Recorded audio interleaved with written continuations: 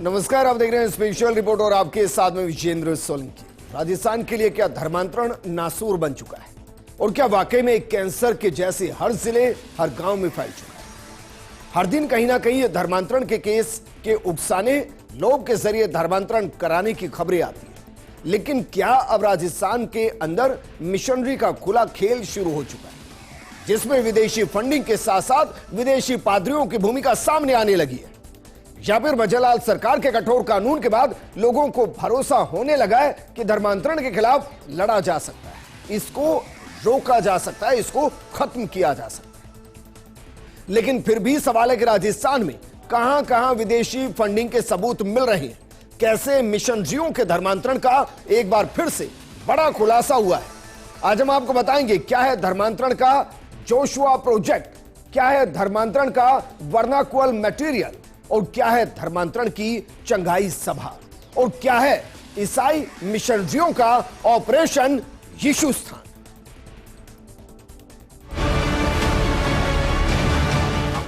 भारत की कलीसिया दिखते नहीं था, अब तो दिखने लगे।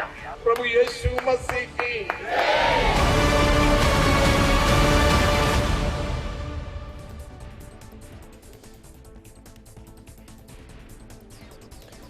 अब सोचिए जरा और अंदाजा लगाइए, क्या वाकई में एक ऐसी साजिश जिसमें अब पादरी खुलकर बोलने लगे हैं, खुलकर बोलने लगे कि अब दिखाई देने लगा है।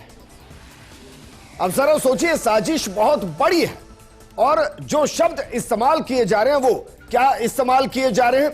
वो शब्द इस्तेमाल किए जा रहे हैं यीशु स्थान, और जो दूसरा शब्द इस्तेमाल किया जा रहा है वो है किंगडम ऑफ यीशु।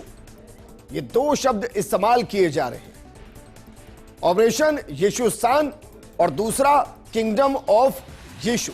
इन दो शब्दों का इस्तेमाल हो रहा है और इनके मायने हैं। आप सोचिए, क्या वाकई में राजस्थान यीशु स्थान हो सकता है, और क्या राजस्थान की पावन धरा ये किंगडम ऑफ यीशु हो सकती है? इन शब्दों का अब इस्तेमाल होने लगा है और इससे जुड़े कुछ अब मामले सामने आए, कुछ वीडियो सामने आए, तो वो चौंकाने वाले तथ्य सामने आए जो गरीबों को, जो आदिवासियों को, जो अनपढ़ को इस तरीके से अपने जाल में फंसा रहे हैं कि उनको अंदाजा ही नहीं कि ये यीशु की जो गुणगान है वो ईसाई को करनी है या हिंदू को भी करनी है। लोक कथाओं का हिस्सा यीशु को बनाया जा रहा है, लोक गीतों का हिस्सा यीशु को बनाया जा रहा है, और उनको उसी भाषा में, वहां की लोकल भाषा में कैसे समझाया जा रहा है, यह आज हम खुलासा करने वाले हैं। लेकिन उससे पहले जरा दो केस जो अभी हाल ही में सामने आए। एक केस सामने आया बोरखेड़ा कोटा के अंदर, एफआईआर नंबर है 0371, पंजीयन तारीख क्या है 20 नवंबर 2025। शिकायतकर्ता कौन है?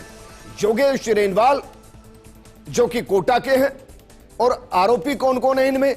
चांडी वर्गीस, पूर्वी दिल्ली, और जो आरोप है वो है दिल्ली से ईसाई मिशनरियों को बुलाकर हिंदुओं का खुल्लम खुला धर्मांतरण करना।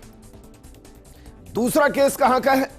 दूसरा केस है श्री गंगानगर के श्री करणपुर से, एफआईआर नंबर है 0290, पंजीयन तारीख 19/12/2025। शिकायतकर्ता कौन है? शरद गुंबर, श्री करणपुर, जबकि आरोपी कौन कौन है?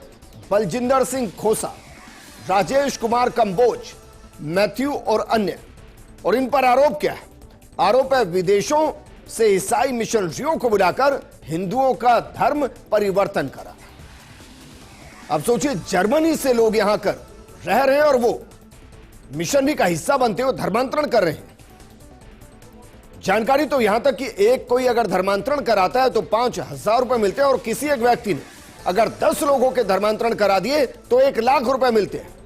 और यह एक तरीके से मार्केटिंग चेन की तरह काम कर रहा है, और यह बॉर्डर एरिया में बढ़ना अपने आप में कई सवालों को खड़ा करता है, क्योंकि दिसंबर 2025 में श्री करणपुर में किराए के मकान में अवैध चर्च चलाने, प्रलोभन से धर्मांतरण के आरोप लगे हैं। जर्मन दंपत्ति सहित 6 लोगों को हिरासत में लिया गया है और मामले में पुलिस को विदेशी फंडिंग और बिना अनुमति प्रवेश का शक है और इसकी पड़ताल लगातार जारी है। नए धर्मांतरण विरोधी कानून 2025 में लागू होने के बाद पिछले 3 महीनों में बॉर्डर एरिया से 4 मामले दर्ज हुए, जिनमें अनूपगढ़ में पादरी और अन्य पर केस दर्ज किए गए हैं। सितंबर 2025 में अनूपगढ़ में बड़ा रैकेट पकड़ा गया, जहां 11 साल में 454 हिंदू परिवारों का कथित धर्मांतरण किया गया है। वहीं अक्टूबर 2025 में पादरी बग्गू सिंह और उसके बेटे सतनाम पर लालच देकर और चिकित्सा के नाम पर धर्मांतरण के आरोप लगे। हनुमानगढ़ जिले में भी प्रलोभन से धर्मांतरण के आरोप में कुछ गिरफ्तारियां हुई हैं। संवेदनशील बॉर्डर एरिया होने के कारण यह देश की सुरक्षा चिंता को और ज्यादा बढ़ाता है। और क्या में ऐसे इत्तेफाक है कि जो राजस्थान के बॉर्डर इलाके हैं, वहां मिशनरीज एक्टिव हो रही हैं। मसलन बांसवाड़ा, डूंगरपुर, गंगानगर। क्या यह सोची समझी साजिश का हिस्सा है? और यह कह देना कि हां अब यह दिखने लगा है, इसका असर दिखने लगा है। मसलन क्या क्रिश्चियनिटी या कहें कि मिशनरीज जिस एक लेवल से ऊपर धर्मांतरण के बाद के आंकड़ों को सोच रही थी, क्या वो आंकड़े पूरे हो रहे हैं? क्योंकि कोटा के अंदर भी मिशनरी का जाल फैला है। नवंबर 2025 में कोटा में धर्मांतरण को लेकर बड़ा खुलासा हुआ। यहां 2 ईसाई मिशनरीज पादरी चंदी वर्गेश और उसके साथी ने बिरशेबा चर्च में एक 3 दिवसीय धार्मिक सभा की। लोगों को लालच देकर धर्म परिवर्तन के लिए उकसाया गया। Prohibition of unlawful conversion of religion act 2025 के तहत राजस्थान में पहला केस बना। एफआईआर में कहा गया कि वो इलाज, पैसे और नौकरी के बहाने लोगों को ईसाई बनाने की कोशिश कर रहे थे। सवाल यही है कि क्या वाकई में इस कानून के आने के बाद लोगों के अंदर का डर खत्म हो रहा है और उनको लग रहा है कि जो हमारे धर्म के साथ खिलवाड़ कर रहा है, जो लोभ प्रलोभन के जरिए, धोखे के जरिए, इलाज के नाम पर हमें बरकला रहा है, उनके खिलाफ आवाज उठाई जाए।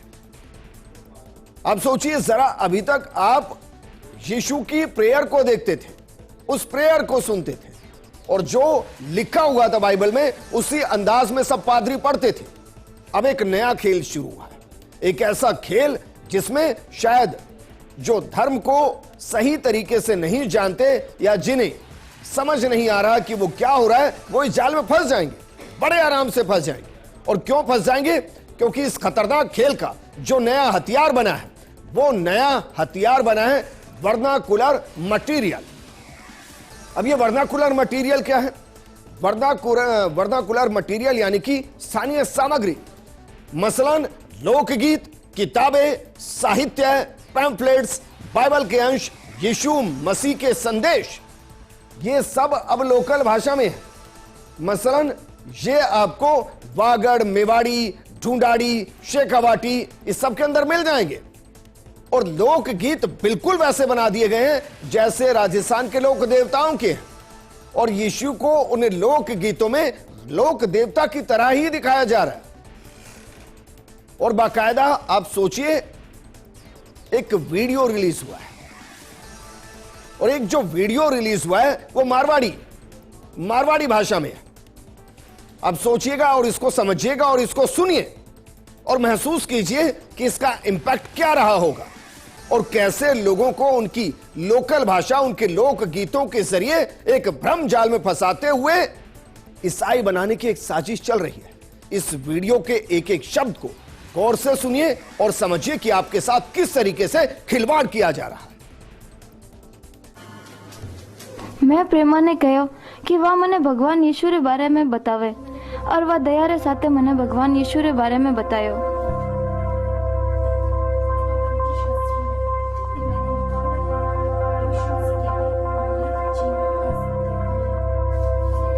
और वह मने जागर में आवनो भी न्योतो दियो।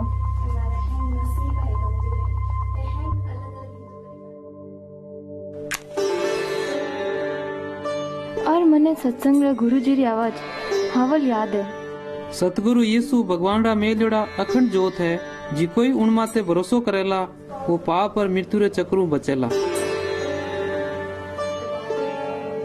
उन रे अनुग्रह ने ग्रहण करना हूँ, हमारी बेकार जिंदगी चोखी और बढ़िया वेज आवेला। ओ एक सतवचन है जिको मैं पूरी जिंदगी सुनने तरसती हूँ।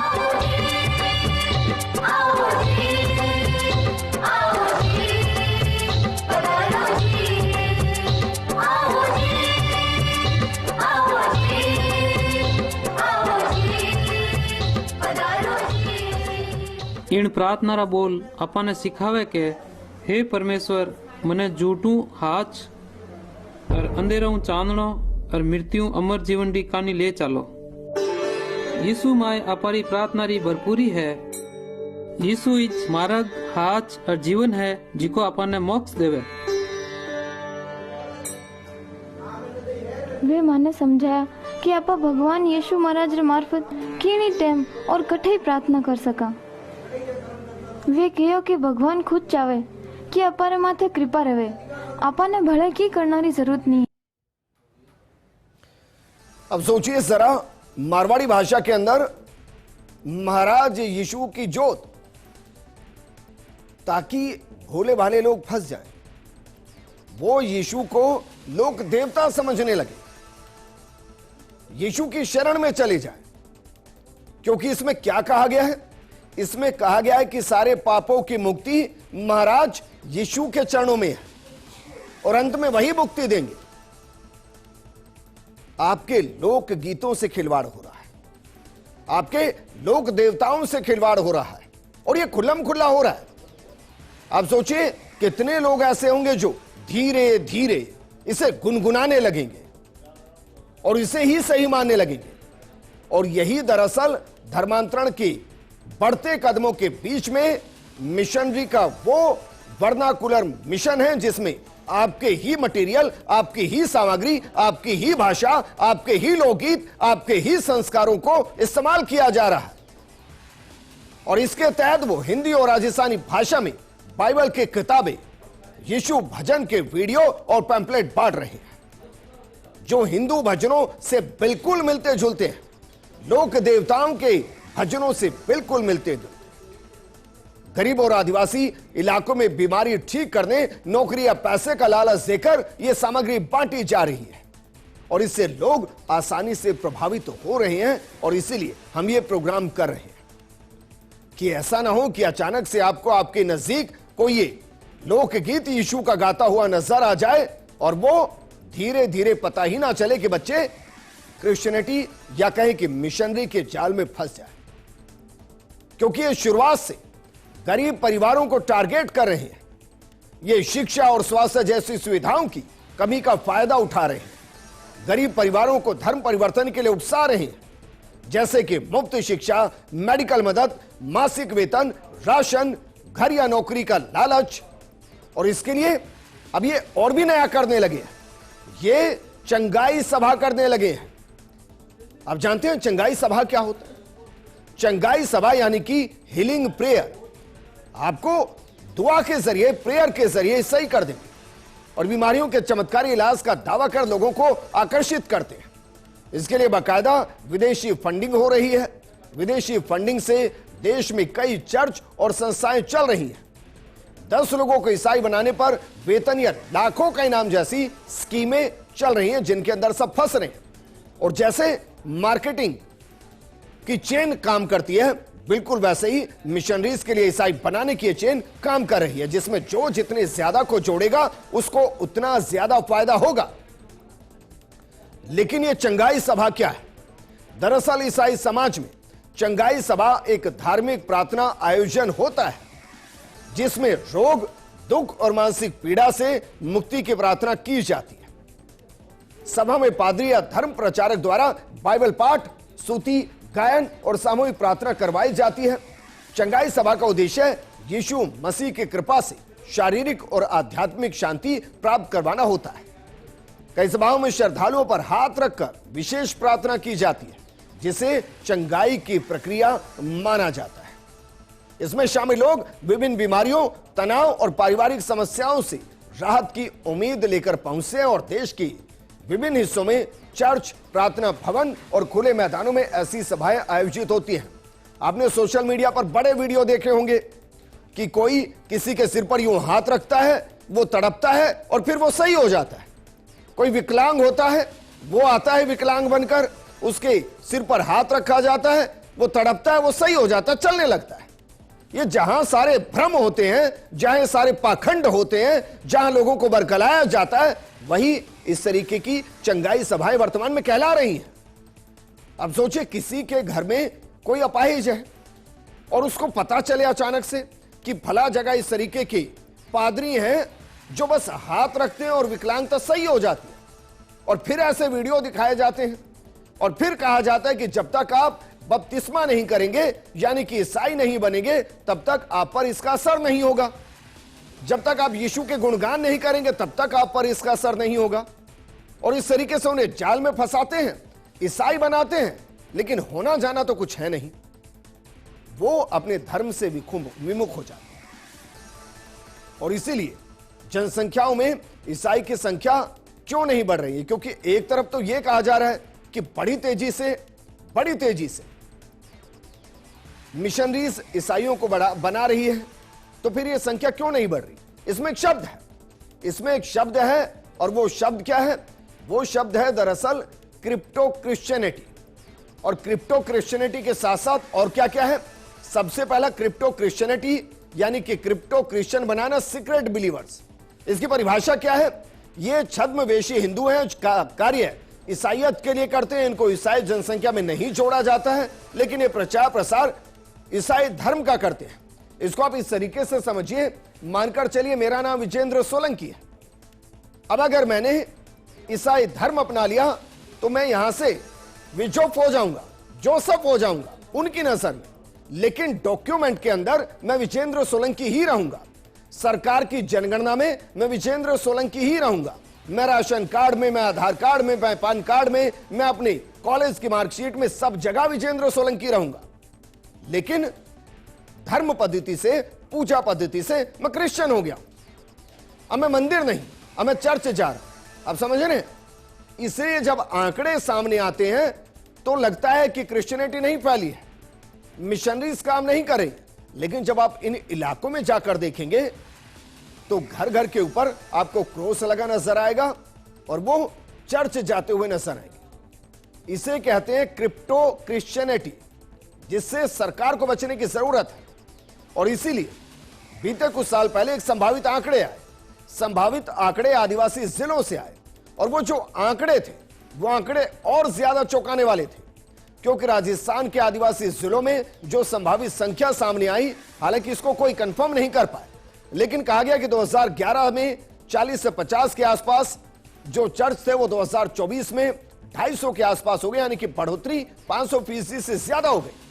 वर्तमान में आदिवासी इलाकों में कहा जा रहा है कि ईसाई 7 से 10% है, जो कि लगभग 0.5% के आसपास हुआ करते थे। इसके अलावा राजस्थान में ईसाई जनसंख्या के आंकड़े क्या हैं? बेहद चौंकाने वाले हैं, क्योंकि जनगणना 2011 के बाद के आंकड़े आए नहीं, और आ भी जाएंगे तो आप ज्यादा उस पर विश्वास मत कीजिएगा, क्योंकि जो हम क्रिप्टो क्रिश्चियनिटी कह रहे हैं वो ज्यादा खतरनाक है। जरा देखिए, फिर भी जो आंकड़े हैं वो क्या आंकड़े हैं? दरअसल 2001 के अंदर 72,660, 2011 में 96,430, बढ़ोतरी लगभग 23% की। आप सोचिए 23% तो वो है जो ऑन डॉक्यूमेंट है, ऑन डॉक्यूमेंट, जबकि किसी भी पॉपुलेशन के अंदर या किसी भी धर्म के अंदर ये मैक्सिमम 4 से 5%, बहुत हद करके 6 से 7% के आसपास है। यहां 23% के आसपास है, 23% के आसपास। और अब तो खुला खेल हो रहा है। जनगणना और जो ईसाई अनुयायी है उसको लेकर भी एक आंकड़ा 2011 की जनगणना में राजस्थान की 6,65,00,000 आबादी में से ईसाई जनसंख्या 0.14% थी, यानी लगभग 1 लाख से भी कम। वहीं बांसवाड़ा समेत राजस्थान के आदिवासी बहुल्य 8 जिलों में आदिवासियों की कुल आबादी 45 लाख के आसपास थी। अब अकेले 1532 गांव वाले बांसवाड़ा जिले में ईसाई बन चुके आदिवासियों की तादाद 1 लाख से ज्यादा बताई जा रही है। इसी तरह उदयपुर डूंगरपुर जिले में भी हाल ही के सालों में लगभग 1 से 2 लाख आदिवासियों ने ईसाई धर्म अपनाया है। उदयपुर जिले के कोटड़ा, झाडोल और फलासिया, डूंगरपुर जिले के 84 और बीचीवाड़ा, बांसवाड़ा जिले के कुशलगढ़, सज्जनगढ़, गढ़ी, बागीदोरा, प्रतापगढ़ जिलों के दरियावद गांव में धर्मांतरण के सबसे ज्यादा मामले सामने आए। ईसाई बनाने की मशीन का एपिसेंटर खीरवाड़ा और ऋषभदेव को माना जा रहा है, लेकिन जिस तरीके से गंगानगर के अंदर मामले सामने आए उसे ऐसा लगता है कि एक शब्द शुरू हुआ था, एक प्रोजेक्ट, जोशुआ प्रोजेक्ट। क्या वाकई में राजस्थान और देश के अंदर यह एक्टिव है? यह धारणा कहां से आई और इसका टारगेट क्या था, जरा देखिए।